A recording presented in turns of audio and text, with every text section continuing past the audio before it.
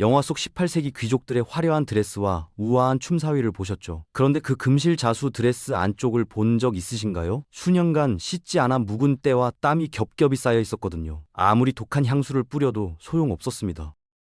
당시 베르사유 궁전의 실상은 씻는 걸 죽음보다 무서워했던 암흑기였어요. 전문가 입장에서 보면 현대인의 상식을 완전히 파괴하는 수준이었습니다. 지금부터 18세기 유럽의 충격적인 위생 상태와 그 이면의 진실을 파헤쳐 봅니다.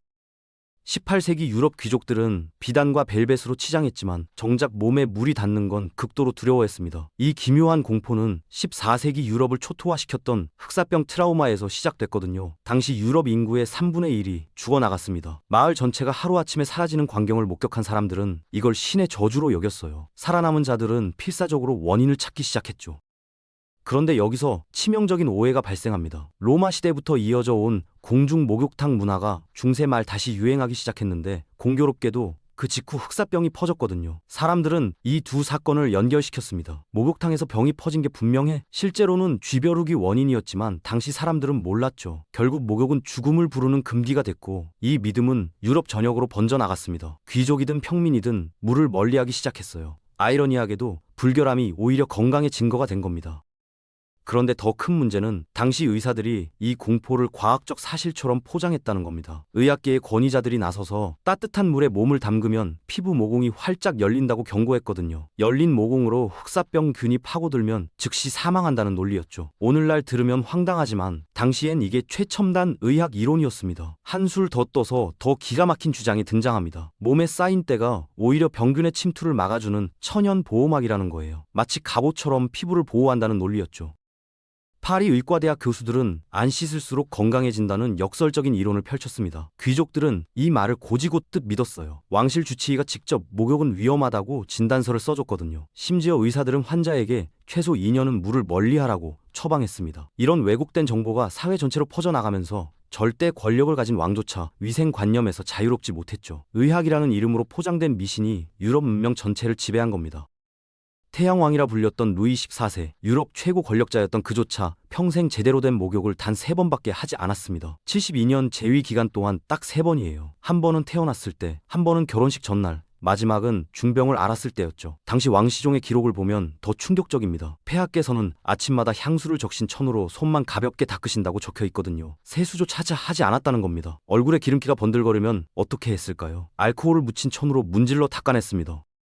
물은 절대 사용하지 않았어요. 베르사유 궁전의 실권자가 수년치 묵은 때를 천조각 하나로 해결하려 했던 겁니다. 왕의 측근이었던 생시몬 공작은 일기에 이렇게 썼습니다. 왕의 침실에서는 독한 향수 냄새 뒤로 묵은 땀 냄새가 진동했다. 그런데 이게 왕만의 문제가 아니었어요. 귀족 사회 전체가 똑같았거든요. 오히려 나는 10년간 목욕하지 않았다고 자랑하는 분위기였습니다. 위생을 무시하는 게 귀족다움의 증거였던 거죠. 왕실의 이런 행태는 당시 유럽 사회가 위생에 대해 얼마나 무지했는지를 적나라하게 보여줍니다.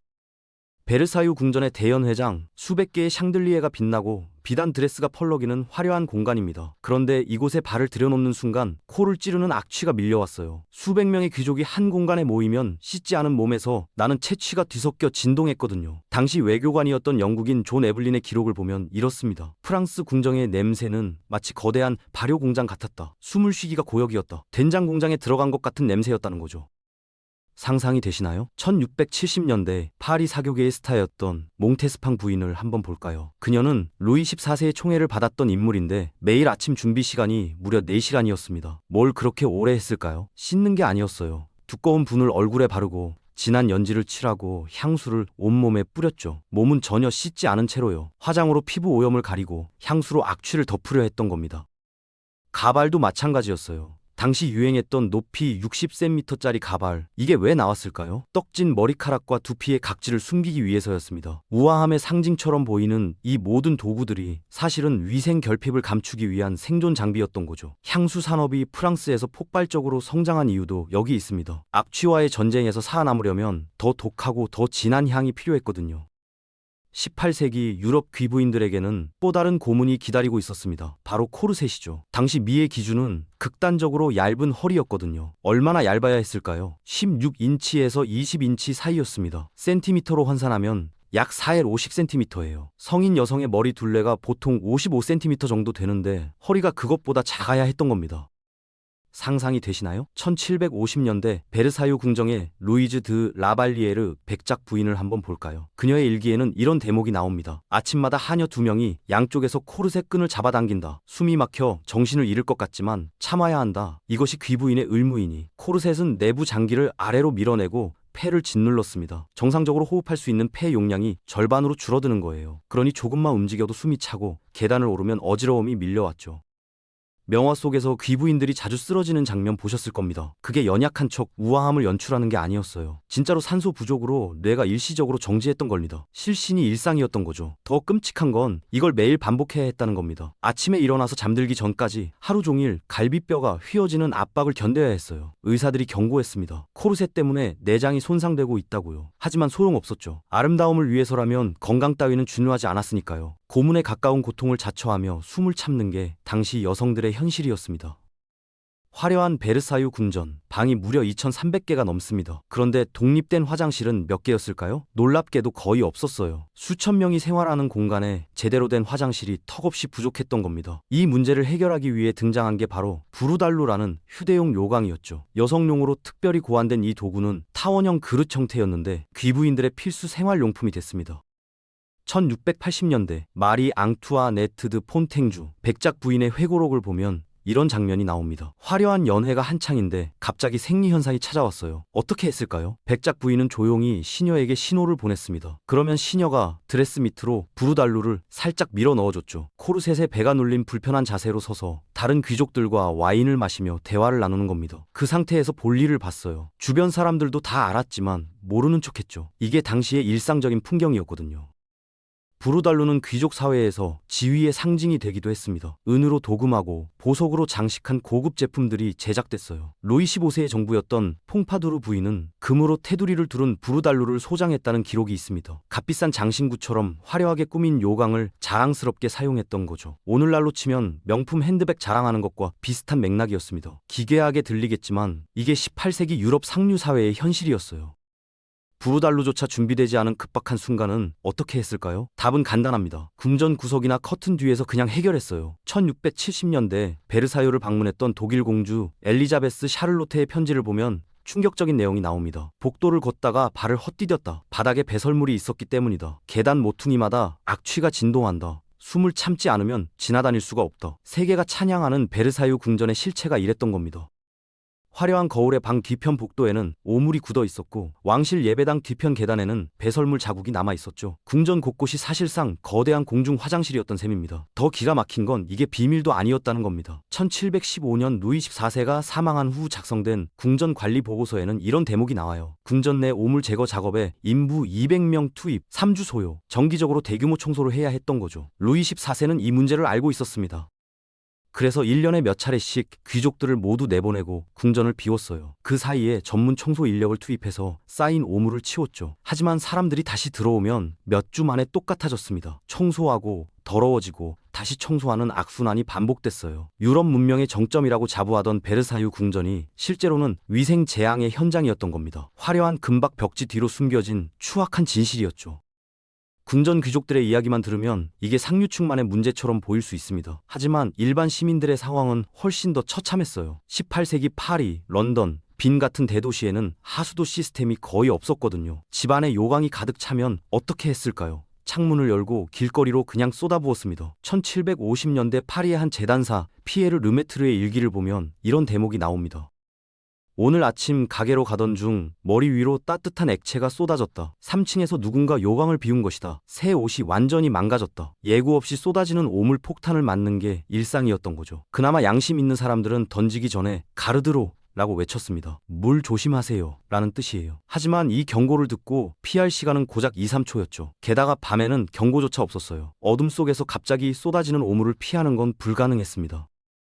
그래서 당시 사람들은 길을 걸을 때 오늘날 우리가 스마트폰을 보듯 항상 하늘을 쳐다봤어요. 위를 살피지 않으면 언제 오물 샤워를 당할지 모르니까요. 특히 비가 오는 날은 최악이었습니다. 빗물과 오물이 섞여 거리가 진흙탕이 됐거든요. 발목까지 차오르는 오물 진흙탕을 헤치며 걸어야 했죠. 잠깐의 방심이 오물 샤워로 이어지는 환경. 이게 당시 도시 생활의 현실이었습니다. 위생 지옥이라는 표현이 과장이 아니었던 거예요.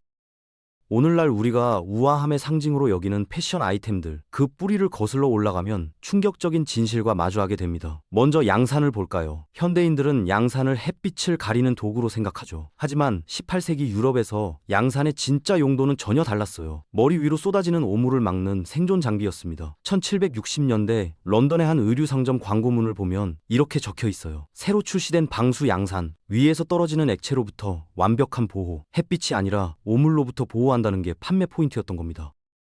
귀부인들이 양산을 받쳐 든 채 우아하게 거리를 걷는 모습, 그게 사실은 오물 폭탄을 경계하는 방어 자세였던 거죠. 이제 하이힐을 한번 볼까요? 17세기 베네치아에서 유행했던 초핀이라는 신발이 있었습니다. 나무 토막을 발바닥에 덧댄 형태인데 높이가 무려 50cm에 달했어요. 왜 이렇게 높았을까요? 거리에 널린 오물과 흙탕물에서 비싼 드레스를 보호하기 위해서였습니다. 걸을 때마다 비틀거려서 하녀의 부축이 필요했을 정도였죠. 우아함이 아니라 필사적인 생존 도구였던 겁니다. 프랑스에서 유행한 패튼도 마찬가지예요. 금속 고리로 신발 밑에 나무 받침을 고정하는 구조였는데 이걸 신으면 실제 바닥과 10cm 이상 떨어져서 걸을 수 있었습니다. 오물 웅덩이를 밟지 않기 위한 장화였던 거죠. 현대인이 즐겨 신는 하이힐의 조상이 사실은 똥물 피하려고 만든 신발이었던 겁니다. 패션의 역사를 공부하면 아름다움의 기원이 추악한 현실에 있었다는 걸 깨닫게 돼요. 우아함의 상징물들이 가진 이 역설적인 출발점, 그게 당시 위생 상태가 얼마나 끔찍했는지를 증명합니다. 씻지 않는 몸과 겹겹이 쌓인 옷, 이게 만들어낸 또 다른 재앙이 있었습니다. 바로 해충이에요. 벼룩과 이가 귀족들의 몸과 옷에 들끓었거든요. 1680년대 프랑스 궁정 의사였던 기 파탱의 보고서를 보면 이런 대목이 나옵니다. 귀족 한 명당 평균 수백 마리의 벼룩이 서식하고 있다. 이는 수십 마리 단위다. 상상이 되시나요? 화려한 드레스 안에서 벌레들이 기어다니는 겁니다. 가만히 앉아 있을 수가 없었죠. 그래서 귀족들은 나름의 대처법을 개발했어요. 부채질하는 척하면서 등을 긁는 게 하나의 예절로 자리 잡았습니다. 우아하게 부채를 흔들며 사실은 가려운 곳을 긁는 거죠. 또 벼룩 함정이라는 도구도 있었어요. 꿀이나 끈끈한 물질을 바른 작은 상아 튜브를 몸에 지니고 다니는 겁니다. 벼룩이 달라붙으면 버리는 식이었죠. 루이 14세의 애첩이었던 마리 앙젤리크 드 퐁탱주는 금으로 만든 벼룩 함정을 목걸이처럼 걸고 다녔다는 기록이 있습니다. 해충 문제가 얼마나 심각했으면 이런 도구를 장신구처럼 착용했겠어요. 더 큰 문제는 이 벼룩들이 전염병을 옮겼다는 겁니다. 흑사병이 다시 창궐하기 시작했어요. 그러자 의사들이 등장했는데 그 모습이 기괴했습니다. 긴 새부리 같은 가면을 쓰고 나타났거든요. 부리 안에 향료를 가득 채워서 악취와 병균을 막으려 했던 거죠. 하지만 치료법은 더 황당했습니다. 환자에게 직접 손을 대지 않고 긴 지팡이로 찔러보며 진단했어요. 처방은 뭐였을까요? 말린 두꺼비를 환부에 붙이거나 수은을 먹이는 식이었습니다. 과학적 근거는 전혀 없었죠. 이런 엉터리 치료와 열악한 위생 환경이 맞물리면서 18세기 유럽은 질병에 완전히 무방비 상태로 노출됐습니다. 18세기 유럽의 끔찍한 위생 상태, 이게 아이러니하게도 현대 문명을 만들어냈습니다. 악취를 가리려던 처절한 노력이 프랑스를 세계 최고의 향수 대국으로 성장시켰거든요. 오늘날 샤넬, 디올, 에르메스 같은 명품 향수 브랜드들의 뿌리가 여기 있었던 거죠. 거리에 쏟아지던 오물폭탄의 한계를 절감한 인류는 고민 끝에 상하수도 시스템을 만들어냈습니다. 우리가 지금 누리는 쾌적한 화장실 문화는 과거의 불편함을 극복한 결과물이에요. 역사의 가장 더러웠던 한 페이지가 현재의 아름다운 문명을 만드는 밑거름이 된 겁니다.